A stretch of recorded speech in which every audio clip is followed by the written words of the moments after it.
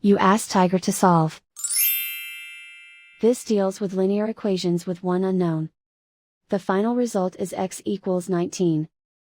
Let's solve it step by step. Swap sides.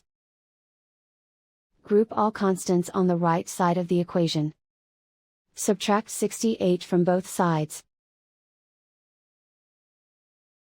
Simplify the arithmetic.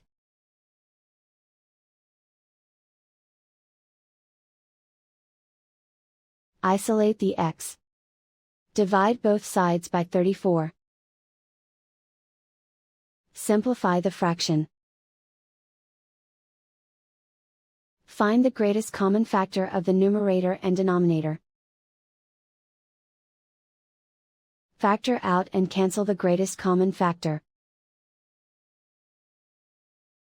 And so the final result is x equals 19.